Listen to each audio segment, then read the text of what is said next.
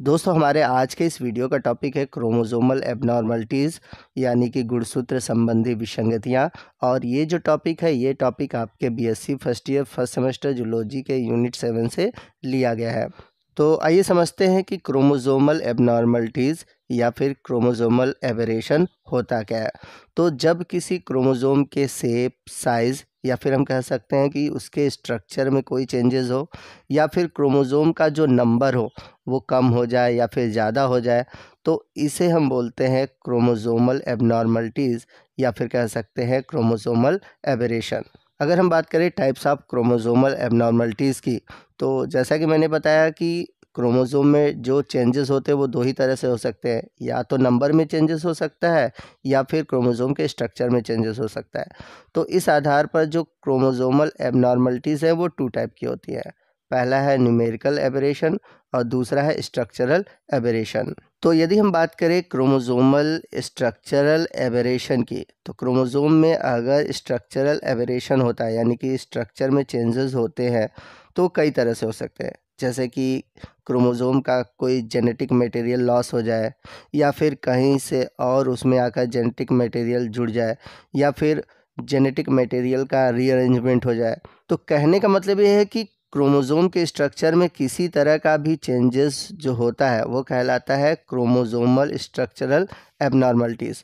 अब अगर हम बात करें इसके टाइप की, तो ये टू टाइप के होते हैं। पहला है इंट्रा क्रोमोसोमल एबरेशन और दूसरा है इंटर क्रोमोसोमल एबरेशन। यदि एक सिंगल क्रोमोसोम के स्ट्रक्चर में एबरेशन होता है तो उसे हम बोलते हैं इंट्रा क्रोमोसोमल एबरेशन, और यदि दो क्रोमोसोम के स्ट्रक्चर में चेंजेस होता है तो उसे हम बोलते हैं इंटर क्रोमोसोमल एबरेशन। तो यहाँ पर देख सकते हैं लिखा हुआ है इंट्रा क्रोमोसोमल एबरेशन में when aberration remain confined to a single chromosome of a homologous pair they are called intrachromosomal aberration।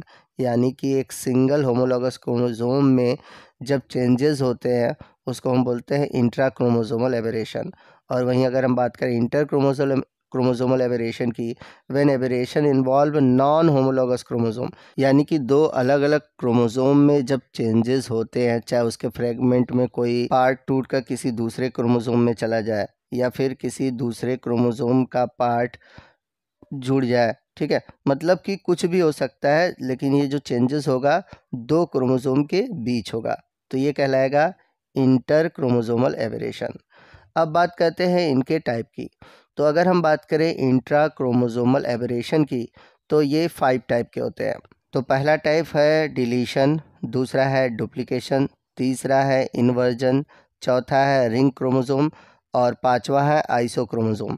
वहीं अगर हम बात करें इंटर क्रोमोसोमल एबरेशन की, तो ये 2 टाइप के होते हैं। पहला है ट्रांसलोकेशन और दूसरा है ट्रांसपोजिशन डुप्लीकेशन। तो आइए हम बात करते हैं इंट्रा क्रोमोसोमल एबरेशन के पहले टाइप की, जो कि है डिलीशन, जिसको हम बोल सकते हैं डिफिशियंसी।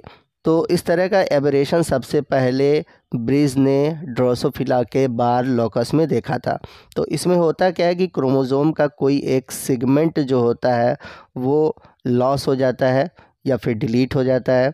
अब ये जो डिलीशन ये 2 टाइप का होता है। पहला है टर्मिनल डिलीशन और दूसरा है इंटरकैलरी डिलीशन। तो जब डिलीशन क्रोमोसोम के एंड पर हो, यानी कि एकदम किनारों पर हो, तो उसे हम बोलते हैं टर्मिनल डिलीशन। और यदि जो क्रोमोसोम में डिलीशन हो और वो बीच में हो, यानी कि क्रोमैटिड्स के बीच में हो, तो उसे हम बोलते हैं इंटरकैलरी डिलीशन। आइए डिलीशन के कुछ एग्जाम्पल देखते हैं। तो अगर मानव के केस में इसका उदाहरण देखें, तो मानव का जो क्रोमोसोमल नंबर 5 है, अगर उसमें डिलीशन होता है तो एक सिंड्रोम उत्पन्न होता है जिसे हम बोलते हैं क्राई-ड्यू कैट सिंड्रोम। तो इसमें बच्चा जो होता है वो कैट यानी कि बिल्ली की तरह रोने लगता है, और इसकी जो खोपड़ी होती है यानी कि इसका जो दिमाग होता है वो बहुत छोटा होता है और ये मेंटली रिटार्टेड होता है। अगला है डुप्लीकेशन। तो डुप्लीकेशन में होता क्या है, डुप्लीकेशन जो है डिलीशन का जस्ट अपोजिट होता है। इसमें क्या होता है कि क्रोमोसोम का कोई पार्ट डबल हो जाता है, या फिर कह सकते हैं कि क्रोमोसोम का कोई पार्ट फिर से रिपीट हो जाता है। और इसे सबसे पहले रिपोर्ट किया था C.B. ब्रिज ने 1919 में, और डुप्लीकेशन भी खोजा गया था ड्रोसोफिला में। तो यहाँ पर आप देख सकते हैं कि क्रोमोसोम का एक सेगमेंट जो है वो डबल हो जा रहा है। इस कारण इसको हम बोलते हैं डुप्लीकेशन। तो आप इसको इस तरह भी समझ सकते हैं कि यहाँ पर जो क्रोमोसोम का सेगमेंट है ABCDEFG और H, तो इसका जो G और H वाला पार्ट है वो डुप्लीकेट हो गया। तो यहाँ पर आप देखेंगे कि यहाँ पर चेंजेस हो गए, यहाँ पर GH आप देख सकते हैं डबल हो गया है। तो इस तरह का जो चेंजेस होता है क्रोमोसोम में तो उसे हम बोलते हैं डुप्लीकेशन। चलते हैं अगले स्ट्रक्चरल क्रोमोसोमल एबरेशन की ओर, जो कि है इन्वर्जन। तो इन्वर्जन में होता क्या है कि क्रोमोसोम का जो सेगमेंट होता है वो ब्रेक कर कर रोटेट कर जाता है 180 डिग्री पर। जैसा कि यहाँ पर इमेज में आप देख सकते हैं कि क्रोमोसोम पर अलग अलग जो जीन के सेगमेंट हैं ABCDEFG और H। अब मान लेते हैं कि ये जो पोर्शन है EF और G, इनमें इन्वर्जन हो जाएगा। तो इन्वर्जन होगा तो E जो है नीचे चला जाएगा, G क्या होगा ऊपर की ओर चला जाएगा, यानी कि GFE। अब ये जो इन्वर्जन है ये दो तरह का होता है, पहला है पेरीसेंट्रिक इन्वर्जन और दूसरा है पैरासेंट्रिक इन्वर्जन। तो सबसे पहले हम बात करते हैं पेरीसेंट्रिक इन्वर्जन की। तो जब इन्वर्जन में सेंट्रोमियर भाग लेता है तो उसे हम बोलते हैं पेरीसेंट्रिक इन्वर्जन, यानी कि जब इन्वर्जन होता है तो उस सेगमेंट में सेंट्रोमियर भी रहता है, और इस तरह का जो इन्वर्जन होता है ये एक तरह से इवोल्यूशन भी कॉज करता है। वहीं अगर हम बात करें पैरासेंट्रिक इन्वर्जन की, तो पैरासेंट्रिक इन्वर्जन में सेंट्रोमियर भाग नहीं लेता, केवल क्रोमोसोम का जो क्रोमैटिड्स होता है वही भाग लेता है। आइए चलते हैं अगले एबनॉर्मलिटीज़ की ओर, जो कि है रिंग क्रोमोसोम। तो रिंग क्रोमोसोम में होता क्या है कि जो क्रोमोसोम का दो पार्ट होता है वो टूटता है, और टूटा हुआ आपस में पार्ट मिल जाता है और एक सर्कुलर स्ट्रक्चर बना लेता है। तो इस तरह के एबनॉर्मलिटीज़ में होता क्या है कि जो क्रोमोसोम है वो अपना जेनेटिक मटेरियल लॉस भी कर सकता है और नहीं भी कर सकता है। तो इस तरह का जो डिसऑर्डर है देखने को मिलता है, जैसे एपिलेप्सी है, मेंटल रिटार्डनेस है। तो यहाँ पर आप देख सकते हैं कि जो क्रोमोसोम का बीच वाला पार्ट है वो ब्रेक कर गया है, और ब्रेक किया हुआ पार्ट आपस में फ्यूज़ करके सर्कुलर फॉर्म बना लिया है, और जो बचा हुआ पार्ट है वो लॉस हो जाता है। इसके बाद अगला जो एबनॉर्मलिटी है वो है आइसोक्रोम। तो आइसोक्रोम में होता क्या है कि क्रोमोसोम का एक पार्ट मिस हो जाता है, यानी कि एक पार्ट निकल जाता है, और जो दूसरा बचा हुआ पार्ट होता है वो डुप्लीकेट कर जाता है, यानी कि वो डबल हो जाता है। तो यहाँ इमेज में आप देख सकते हैं, यहाँ पर ये वाला जो पार्ट है लॉस हो गया, P आर्म, बच गया Q आर्म, और ये Q आर्म क्या हो जा रहा है, डुप्लीकेट हो जा रहा है। तो यहाँ पर आप देख रहे हैं ये इस तरह का जो एबनॉर्मलिटी है ये कहलाता है आइसोक्रोम्स। तो अभी तक हमने जो भी एग्जाम्पल देखे, जो भी टाइप देखे, वो देखे इंट्रा क्रोमोसोमल एबरेशन, जो कि क्रोमोसोम में होता है। अब इसके बाद दूसरा जो टाइप है वो है इंटर क्रोमोसोमल एबरेशन। तो इंटर क्रोमोसोमल एबरेशन मैंने बताया था कि इस तरह का जो एबनॉर्मलिटी है ये दो क्रोमोसोम को एक साथ लेकर दिखाई देगा, यानी कि इसमें आपको दो क्रोमोसोम एक साथ दिखेंगे जिसमें कि एबनॉर्मलिटीज़ होगी। अब ये कैसे होता है, कितने प्रकार के होते हैं, तो सबसे पहला है ट्रांसलोकेशन। तो ट्रांसलोकेशन क्या होता है, तो इसमें होगा क्या कि नॉन होमोलॉगस क्रोमोसोम के जो क्रोमैटिड्स है वो क्या करेंगे, ट्रांसफ़र होंगे, यानी कि एक क्रोमोसोम का पार्ट टूटकर दूसरे क्रोमोसोम के पार्ट से जाकर जुड़ जाता है। तो जैसा कि यहाँ पर इमेज में देख सकते हैं, दो नॉन होमोलॉगस क्रोमोसोम है और इनके जो सेगमेंट है वो टूटकर एक दूसरे में एक्सचेंज हो जा रहे हैं।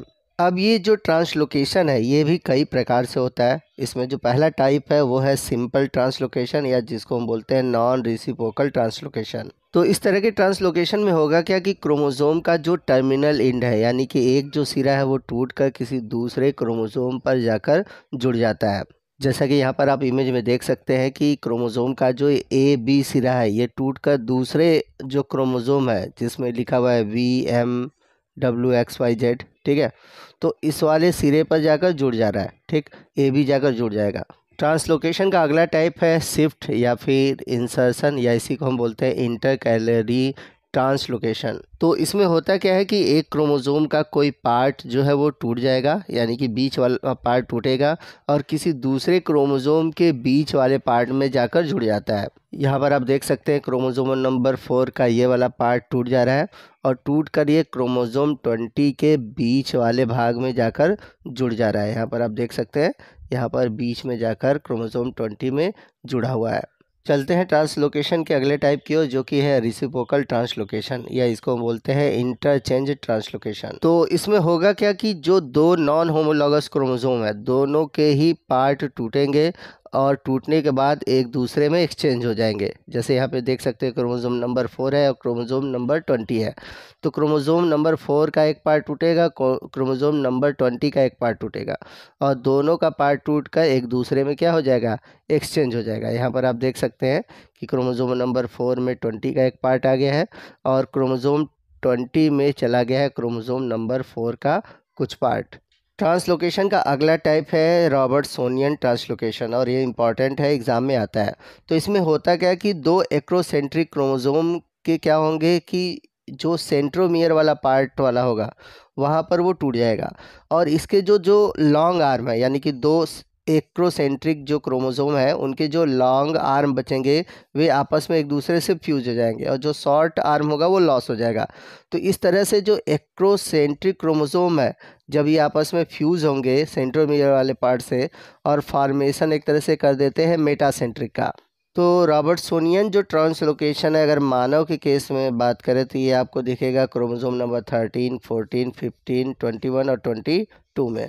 तो दोस्तों इसी के साथ हमारा क्रोमोसोमल एबेबरेशन का जो स्ट्रक्चरल एबेबरेशन है वो टॉपिक ख़त्म होता है।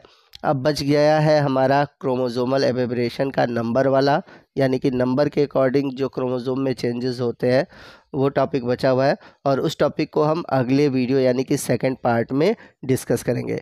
तो आपको आज का ये वीडियो कैसा लगा कमेंट करके ज़रूर बताइएगा। वीडियो अच्छा लगा हो तो प्लीज़ वीडियो को लाइक करिएगा, अपने दोस्तों में शेयर कीजिएगा। मिलते हैं अगले वीडियो में अगले टॉपिक के साथ, तब तक के लिए जय हिंद, जय भारत।